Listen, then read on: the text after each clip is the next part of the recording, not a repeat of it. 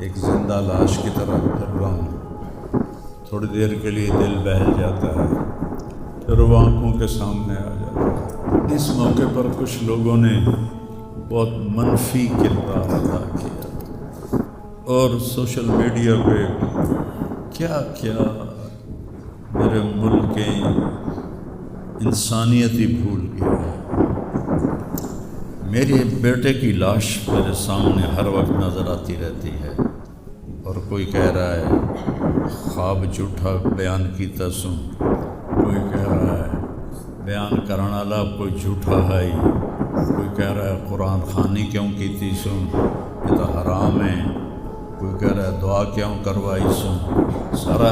سارا حلال حرام ایتھے ہی رہ گئے، اور صرف لائک لینے کے لیے جھوٹی خبر، چند پیسے اکٹھے کرنے کے لیے۔ ارے وہ دل ہی تو ہے نہ سنگ و خشت، درد سے بھرنا آئے کیوں، اور تم مجھے اور رلا رہے ہو۔ شرم ہی نہیں آتی لوگ کم بختن چار ٹکے یا سستی شہرت لین واسطے۔ شکر ہے بہت لوگوں نے تعزیت کی، لیکن اس موقع پر کچھ لوگوں نے بہت منفی کردار ادا کیا۔ میں ایک جوان بیٹے کی میت اٹھا رہا ہوں اور اس کو قبر میں اتار رہا ہوں، اور سوشل میڈیا پہ کیا کیا میرے ملک کے انسانیت ہی بھول گیا ہے۔ اسلام کو پتہ نہیں کیا بنا دیا ہے۔ اسلام تو آتا ہے جب نبی کی زندگی سامنے ہوتی ہے، تو کوئی خوابوں پہ تبصرے کر رہا ہے، اور کوئی میرے اوپر تنقید کر رہا ہے، کوئی میرے بیٹے کو کہہ رہا ہے مولوی کے بیٹے نے خودکشی کر لی، تو بتاؤ میرے اوپر کیا گزری ہوگی اس سے۔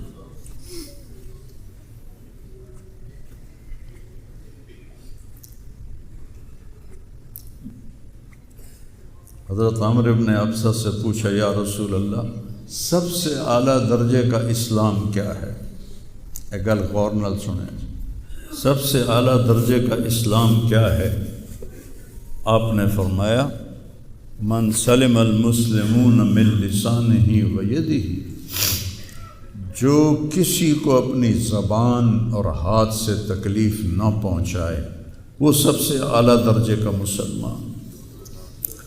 اب یہاں حال یہ ہے کہ دنیا دار ہوں، دین دار ہوں، علماء ہوں، ان کی زبانوں سے الفاظ نہیں نکلتے، ان کی زبانوں سے آگ نکلتی ہے، ان کی زبانیں آگ برساتی ہیں۔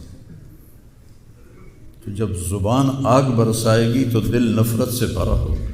لیکن میں نے کہا یا اللہ، میں نے تو اس سے وعدہ کیا تھا کہ میں اپنی وجہ سے کبھی کسی سے نفرت نہیں کروں گا، کسی سے بغض نہیں رکھوں گا، کسی سے قطع تعلق نہیں کروں گا۔ آج مجھے یہ وعدہ پورا کرنے میں زور لگانا پڑ رہا ہے کہ ایک طرف مجھے اپنے بیٹے کی لاش نظر آتی ہے، ایک طرف ان نادانوں کے تبصرے نظر آتے ہیں۔ میں کسی کا نام نہیں لیتا، بھرا پڑا ہے سوشل میڈیا، اور اتنی جھوٹی خبریں، اتنی جھوٹی خبریں، اتنی جھوٹ، زخم پہ مرہم لگاتے ہیں یا نمک چھڑکتے ہیں، اور وہ اسلام سمجھ کے کر رہے ہیں۔ میرے بیٹے کی لاش میرے سامنے ہر وقت نظر آتی رہتی ہے، اور کوئی کہہ رہا ہے خواب جھوٹا بیان کیتا سوں، کوئی کہہ رہا ہے بیان کرنے والا کوئی جھوٹا ہے ہی، کوئی کہہ رہا ہے قرآن خوانی کیوں کیتی سوں، یہ تو حرام ہے، کوئی کہہ رہا ہے دعا کیوں کروائی سوں۔ سارا حلال حرام ایتھے ہی رہ گیا۔ ایک زخمی باپ کے زخم پر پھنبا رکھنے کی بجائے میں نے بڑے انسان زندگی میں صدمے دیکھتا ہے، ناگواریاں دیکھتا ہے، میں نے بڑی بڑی ناگواریاں دیکھی، لیکن عاصم کی ناگواری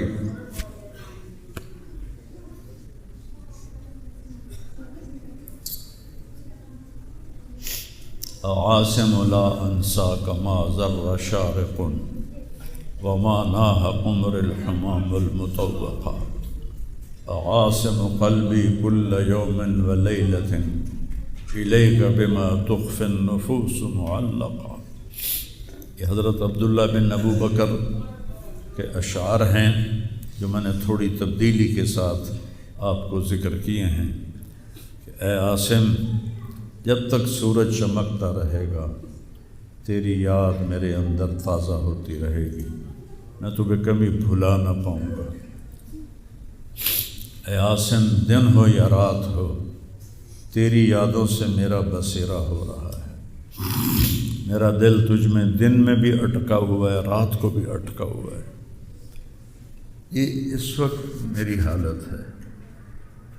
تو میں اس کانپتے ہاتھ کو دیکھتا ہوں، پھر یہ شعر پڑھتا ہوں، ترکت اباک مرعشۃ یدا، تو نے کس حال میں باپ کو چھوڑا کہ اس کے ہاتھ کانپ رہے ہیں، وَأُمُّكَ لَا تُسِيغُ لَهَا شَرَابًا، اور تیری ماں کا سینہ اتنا گھٹ گیا ہے کہ اس کے اندر پانی بھی نہیں جا رہا، جو سب سے آسانی سے چلا جاتا ہے۔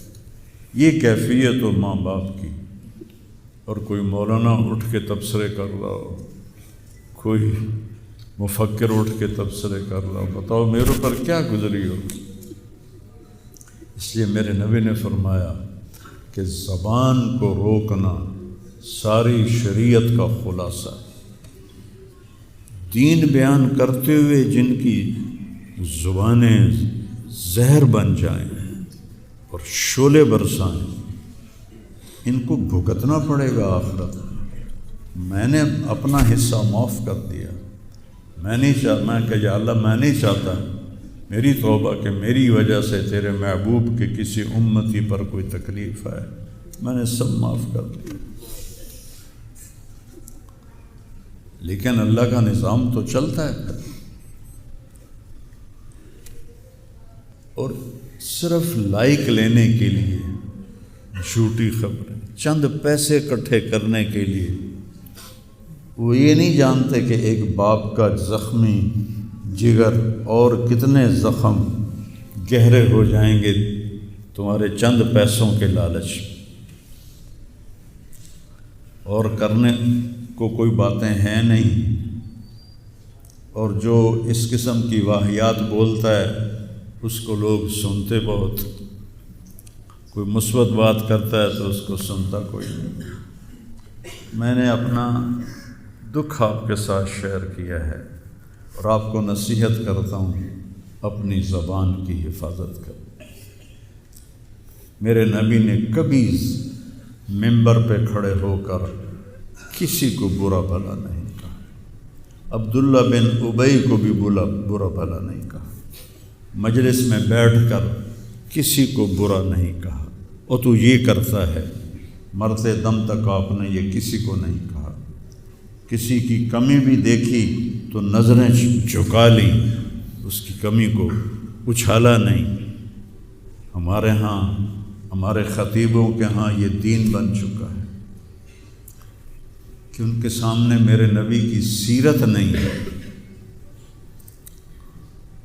تو میں آپ کے سامنے ہاتھ جوڑتا ہوں، ویسے بھی کسی کو اپنی زبان سے دکھ نہ دیا کرو۔ چہ جائے کہ ایک جوان بیٹے کی موت کا غم لیے ایک زندہ لاش پھر رہی ہو، اور اس کو پتھر مارے جائیں، اور اس پر اپنے غصے کو نکالا جائے، بڑے دکھ کی بات ہے بھائی، بڑے درد کی بات۔ یہ ہماری قوم کی گراوٹ کی انتہا ہے، گراوٹ کی میں تو اس وقت پاگل تھا، جہاں سے مجھے کسی نے جھوٹا خواب بھی سنایا تو میں نے تسلی لی کہ شکر ہے میرا بیٹا، جوان بیٹے کو اللہ نہ تنوں اٹھاون دے ویلا وکھاوے، اللہ تنوں اٹھاون دا ویلا نہ وکھاوے۔ تو جو تار سے نکلی ہے وہ تم سب نے سنی ہے، جو ساز پہ بیت گزری ہے وہ کس دل کو پتہ ہے۔ یہ تو وہی جانتا ہے جس پہ یہ صدمہ گزرتا ہے۔ وہی جانتا ہے جس کا جگر ٹوٹے ٹوٹے ہوتا ہے.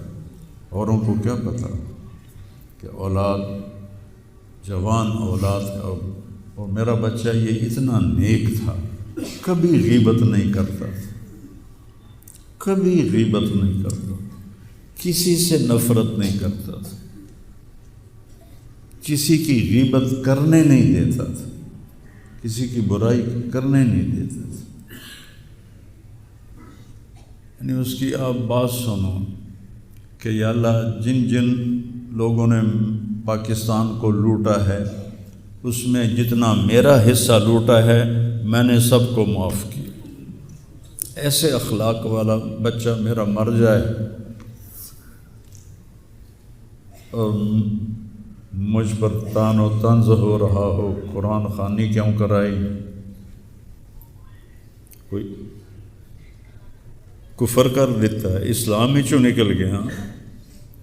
یہ دیوبندی بریلویوں نے آپس میں لڑ کے پوری امت کا حلیہ بگاڑ کے رکھ دیا. خطیبوں نے، میں صحیح علماء کی بات نہیں کر رہا، خطیب چاہے دیوبندی کے ہوں، چاہے اہل حدیثوں کے ہوں، چاہے وہ بریلیوں کے ہوں، چاہے وہ شیعوں کے ہوں، سوائے نفرت کی آگ بھڑکانے کے ان کے پاس اور کوئی موضوع کوئی نہیں. آج میں گیا ہوں اپنے، صبح بہت میرا سر بھاری تھا تو میں سیر کے لیے فجر کے بعد نکلا، اپنے مین فارم پر پہنچا تو وہاں نوکر کھڑے تھے.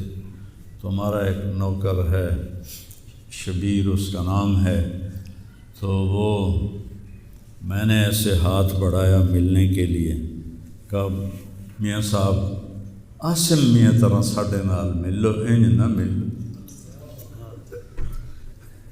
میں کیا وہ کیویں ملدا ہے؟ ہمارے ہاں زمینداروں میں نوکر اور زمینداروں کا آپس میں بڑا فاصلہ ہوتا ہے. وہ جب ہمیں ملتے ہیں تو یوں جھک کے ملتے ہیں یا گوڈے پکڑتے ہیں اور اپنے آپ کو پیچھے ہٹا کے کھڑے ہوتے ہیں. تو وہ شبو نے کہا جی ہم میاں صاحب سے ملتے تھے ایسے ہی جی میں ساڑھے نال ملتے ہیں. تو وہ کہتے یار تم لوگوں کو تو ملنے کا طریقہ ہی نہیں آتا، ہاتھ کھولو. ان کے ہاتھ کھلوا کے ان کو جپھا ڈالتا تھا اور ان کے کپڑوں پہ مٹی لگی ہوتی تھی. ایسا میرا بیٹا گیا.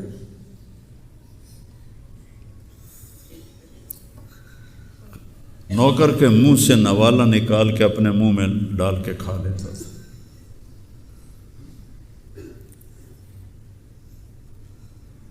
کبھی اس کی جیب میں پیسے نہیں ہوتے تھے، جو بھی دیتے وہ ادھر دے دیا، ادھر دے دیا، ادھر دے دیا، ادھر دے دیا.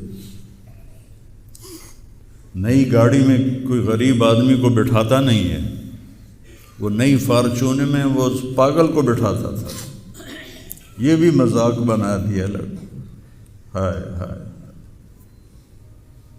ارے وہ دل ہی تو ہے نہ سنگ و خشت، درد سے بھرنا آئے کیوں، اور تم مجھے اور رلا رہے ہو.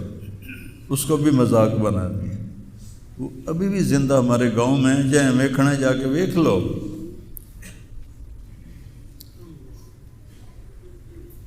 اور اس نے کہا کہ میرے رب نے میری بخشش کر دی اس ملنگ کی خدمت کی وجہ سے. کسی پاگل دے کپڑے وٹامنا، ناوامنا، وہ دے وال کٹامنا، وہ دے نو کٹامنا.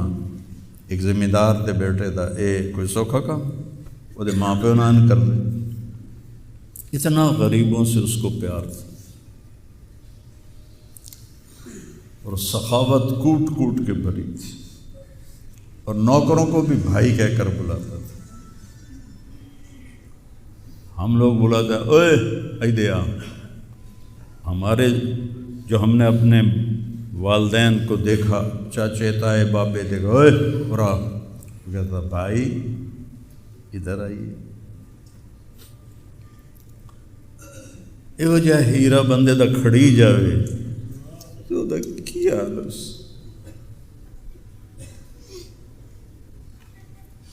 شرم ہی نہیں آتی لوگ کم بختاں چار ٹکے یا سستی شہرت لین واسطے